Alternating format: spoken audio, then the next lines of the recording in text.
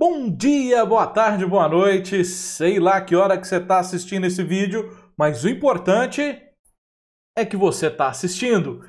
Eu sou o professor Justino, olha aqui o meu Instagram, @profjustino, e eu vou hoje trabalhar com você um tema bastante específico. Vamos começar uma série de resolução de exercícios. São alguns pedidos que eu venho tendo por aí, e se você faz algum curso na área de educação, licenciatura e tem aquela disciplinazinha didática, então essa daqui vai para você testar, brincar um pouco, ver seus conhecimentos. Então eu vou resolvendo as questões e vou comentando, certo? Nossa, olha o tamanho dessa daqui. Calma, não se assuste com o tamanho. Vamos enfrentar o desafio, mesmo que ele seja grande, tá bom? Mas eu confesso que eu já fiquei com preguiça. Vamos fazer. Eu não vi antes, se eu tivesse visto antes, tá vendo? Vamos lá. Assinale a afirmação. Ah, tem que marcar, hein? Essa daqui você tem que marcar essa palavrinha, fazer xizinho, senão você erra a questão de bobeira. Assinale a afirmação incorreta sobre planejamento escolar. Vamos lá então, sobre planejamento escolar. Letra A. Então o que eu quero? Ó, já fixo na minha cabeça. Eu quero a alternativa errada. Então todas estarão certas e eu vou achar uma errada. Então vamos para a alternativa. A aula deve, lembra as palavrinhas que a gente tem que ficar atento, hein? Deve ser concebida como um momento curricular importante, no qual o educador faz a mediação competente e crítica entre os alunos e os conteúdos de ensino. Poxa, olha que bacana, hein? Então o professor é o sujeito que faz uma mediação competente e crítica entre os alunos e os conteúdos. Então o conteúdo, por exemplo, na questãozinha número 4, a gente fala sobre livro didático. Ali eu tenho conteúdos, mas qual é o momento da sala de aula do professor? É fazer uma mediação competente e crítica. Ler aquele assunto com o estudante, mostrar como ele pode ser usado, mostrar onde ele aparece, mostrar por que ele existe. Vamos para os conteúdos mais chamadas ciências duras, né? A matemática. A matemática tem história. Por que a gente não conta a história da matemática para os nossos estudantes? Ela tem história, o número 1, o número 0, são histórias muito interessantes. Mas por que a gente não conta, né? Sempre procurando direcionar a ação docente, outra palavrinha perigosa, mas o item parece bom, hein? Sempre procurando direcionar a ação docente para estimular os alunos via trabalho curricular, ao desenvolvimento da percepção crítica da realidade. O que é percepção crítica da realidade? É eu olhar o mundo, eu receber uma informação em tempo de fake news, importantíssimo. Em tempo de negacionismo, importantíssimo. Olhar aquilo e pensar, opa, peraí, como é que é isso aí? Olha o pensamento crítico, que está lá no Renascimento, mas deixa isso para lá. Tem uma aula de Renascimento no canal também, hein? E de seus problemas. Estimular os alunos, isso eu acho muito importante, né? O horizonte de possibilidades. Ao desenvolvimento de atitudes de tomada de posição ante os problemas da sociedade.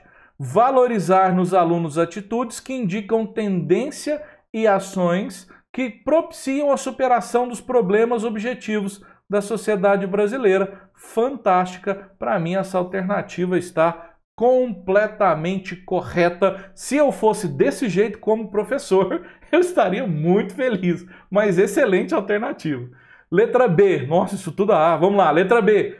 A aula, no contexto da educação escolar, é uma síntese curricular. Uma síntese, um momento que resume tudo, né? Que junta, que concretiza, efetiva, constrói o processo de ensinar e aprender. A aula é única. Aquele momento que nós nos encontramos com os nossos estudantes é um momento único. Só acontece ali, naquele momento, com aquelas pessoas, naquela circunstância. Isso resume tudo que a gente planejou, pensou e organizou. São diversas vidas que se encontram em um determinado momento para aprender. Olha que doido que é uma aula, né? Tô filosófico. O aluno precisa ir percebendo. Essas palavrinhas a gente tem que tomar cuidado, tá? Principalmente quando você estiver escrevendo um texto científico. Eu falo que são palavras quina, né? Ela faz uma quina, ela dá 90 graus. E aí sempre dá chance para questionar, né? Precisa. Não, não precisa. É importante. Aí eu já dou uma contornada. Mas vamos lá. Só para dar umas dicas aí de escrita para vocês. O aluno precisa ir percebendo, sentindo, ó, o gerúndio também, que droga da vida isso aqui, e compreendendo, risque isso da sua vida, tá? Gerúndio é um crime. O aluno precisa perceber, sentir, compreender cada aula como um processo vivido por ele, para que na especificidade da educação escolar avance. É o que eu estava te falando. A aula é única. A aula é única. Isso é muito maluco, hein? Porque isso também carrega uma concepção de ensino. De novo, vai lá no nosso curso. Se você carrega uma percepção tradicionalista, jesuítica, cotejada com uma visão tecnicista, o seu estudante não interessa para você. Você faz a famosa folhinha amarela de planejamento de sala de aula, ou o slide que foi feito em 1994, quando inventaram o data show. E é a mesma aula que o cara faz independente do aluno, da turma, da escola, do lugar que ele está dando aula. Porque para ele o outro não interessa. Se do mesmo jeito que para o professor o outro não interessa, o outro também não se interessa por você.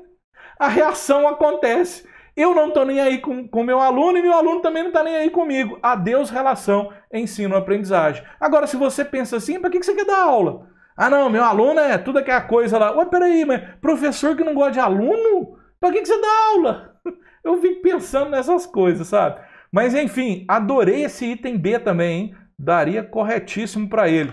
Vamos para a próxima. O ponto mais relevante do planejamento... vamos lá, hein? Já é um... Lembra lá aquele momentinho da gente ficar atento? Mais relevante do planejamento escolar é o plano de ensino. Opa, a gente vai lembrar lá do texto do Futsari sobre planejamento e plano. Ele fala que plano é só aquela parte burocrática. Vamos ver se ele está usando essa concepção do Futsari. É principalmente nele, no plano de ensino, que o professor deve se focar. É isso, se for no Futsari, eu acho que é isso. Ou será que o plano é só burocracia e o importante é o planejamento? Pois o plano é a documentação do planejamento. Mediante isso, é essencial, olha o Platão aqui, né? A essência, o cristianismo, né? Eu tenho uma essência.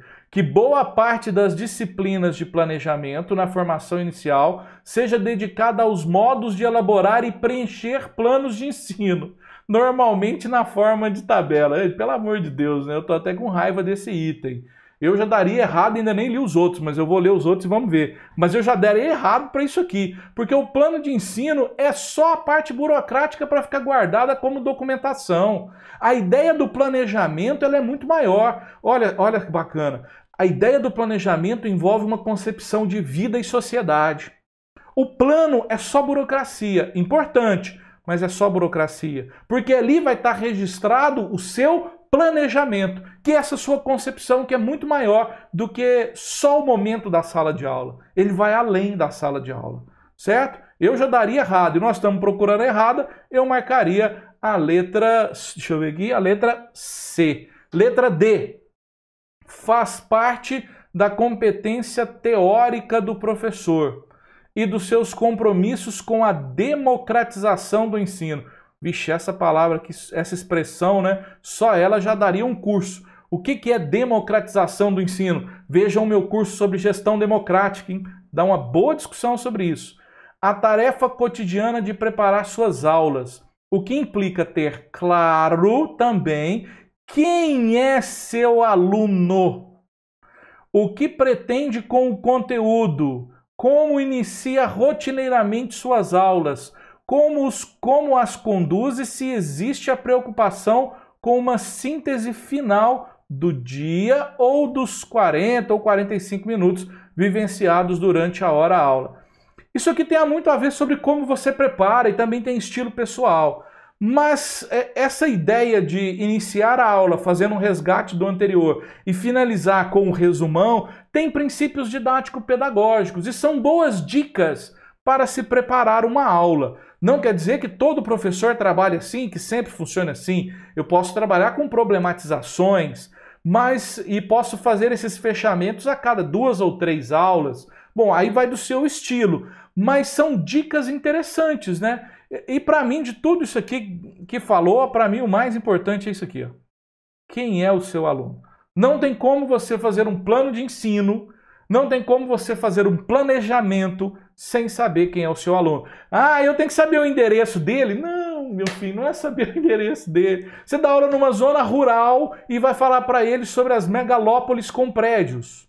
Ou você dá aula lá no Ceará e vai falar para ele sobre os belíssimos morangos e maçãs que ele nunca viu. Ou você vai falar para um camarada lá de, sei lá, do Rio de Janeiro sobre como é gostoso o piqui de Goiás. Não é que você não deve falar, mas você não pode assumir que para ele isso é verdadeiro. Eu dei até esse exemplo, que um professor meu, o que é do Piauí, falou isso uma vez, quando ele era criança, a professora, na lição da cartilha, estava falando sobre maçãs e uvas, e ele nunca tinha visto uma maçã e uma uva. É claro que hoje os tempos são outros, a gente já tem mais comunicações, né? Mas é só para você ter uma ideia que às vezes você está dando um exemplo que para aquela pessoa não significa nada. Muito boa alternativa. E o preparo das aulas é uma das atividades mais importantes do trabalho do profissional. É o momento que a coisa se realiza, é a síntese, né? Lembra? Nada substitui a tarefa de preparação de aula em si. Cada aula é um encontro curricular, no qual, nó a nó, vai se tecendo a rede do currículo escolar, proposto para determinada faixa etária, modalidade ou grau de ensino. Eu poderia até dizer que isso aqui não é... Isso aqui se resume, ó, escolar proposto para uma determinada atuação docente. Porque eu posso trabalhar numa escola, por exemplo, que desconsidera a faixa etária, que desconsidera a modalidade, que desconsidera o grau. Tem escolas assim, hein? Dá uma pesquisada sobre isso. Escola de Chicago influenciou os nossos escola-novistas, a Escola da Ponte em Portugal, o projeto Âncora aqui no Brasil. Tem alguns projetos muito interessantes, hein, que quebram essa noção aí de faixa etária, modalidade, grau de ensino. Mas tá bom, só para falar um pouquinho, né? Eu daria essa daqui também como correta. Marcaríamos a letra A, B, C de coelhinho, se eu fosse como tu. Combinados e combinadas? Bom trabalho, muito obrigado. Então vamos lá, finalizando a nossa sequência do professor Justino Resolve. Espero que tenham gostado. Beijo no coração. Você já sabe, se inscreve aqui, ó, no meu Instagram, @profjustino, e a gente se vê. Beijo no coração.